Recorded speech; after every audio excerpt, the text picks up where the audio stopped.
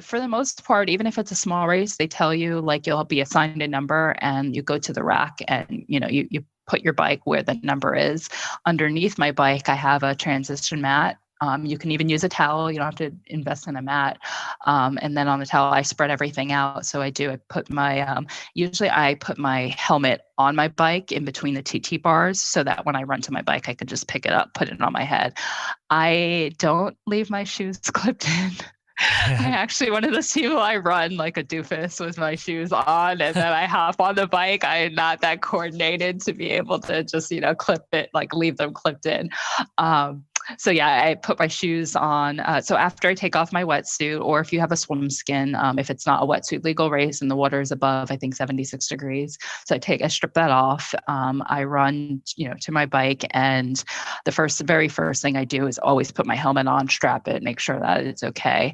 And then I put my shoes on, and then I take my bike off, and then I go run out of transition. But in the transition area, just make sure you have everything that you need. I have like my bike section with my shoes and maybe a gel or something. And then I also have my run stuff in that same mat area. So when I come back after I drop my bike off, I put my shoes on, I put my race belt on, I put my sunglasses on. So yeah. It takes a few times. You might even if you don't know what you're doing, you can actually go online and go on YouTube and see what a transition area, setup looks like. Or for me, it was always looking at what other people do.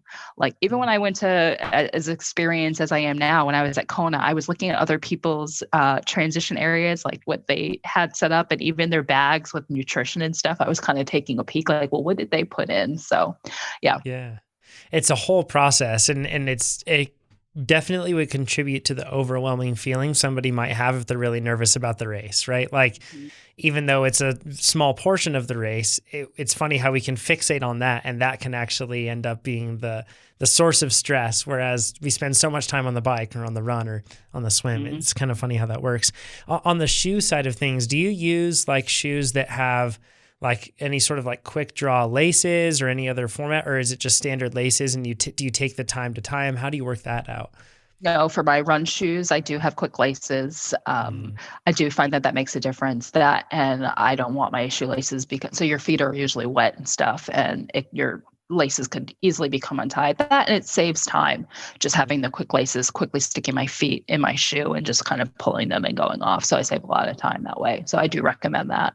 Yeah, it makes sense. I mean, same with road shoes as well. I actually remember seeing when laced road shoes became really big for a while. I remember seeing some triathletes with laced shoes, but they were using like little elastic laces instead as a way to kind of put them on. But there are tri-specific shoes that are a lot easier to get in and out of, and everything else with that. It can really help.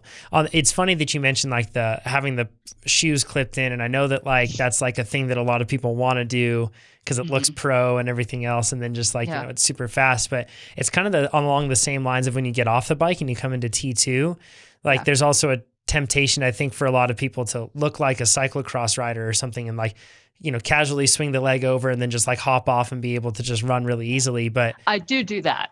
Yeah. Okay. Yeah. But heading out, going from the swim to the bike, having my shoes clipped in, that you'd be surprised. It looks so professional, but then you see people fumbling for like 2 miles down the road, still trying to get their feet in their shoes, about to crash. I'm like, it's not worth it. Just, sit down, put your shoes on in transition and go run off, and then, immediately clip in. It's not worth trying to look pro unless, you do have the time to really work on that. And some people are really good about that. But yeah, you'd be surprised. I'll see people literally miles down the road still fumbling, trying to get their feet in their shoe, like swerving all over the road. Yeah, I remember seeing at Ironman Arizona and even Kona, athletes actually crashing when they were running with their bikes because of that very thing, because their shoes are still clipped in. And that makes, like, effectively, if you think about it, suddenly you have a really long crank arm and it can hit the ground really easily. And actually at Kona, where they had you come in, there were kind of like roots lifting up the pavement in an area that was like right there at transition, and a number of athletes I saw unclip. They'd take their feet out of their shoes before they got to transition, and they'd just be pedaling coming into T2 to get ready for the run. And their feet would be on top of their shoes, and then they do like a cyclocross dismount, but then their crank arm with the shoe on it it'd hit the ground and then their bike would kind of just flip and they'd crash over their bike. So there's so many things that when you look at it, you're like, oh, I can save 5 seconds here. And it's like, yeah, but then you could also risk losing minutes or the whole day. Like Andy Potts actually coming into transition one year, I think that he broke his collarbone there in transition. So, and it was because of something that probably could have been avoided in that sort of a scenario. So it's always worth it just to take the smooth approach that's not going to derail race day, that probably is going to lower your anxiety. And practicing transitions like that seems like a great thing to do.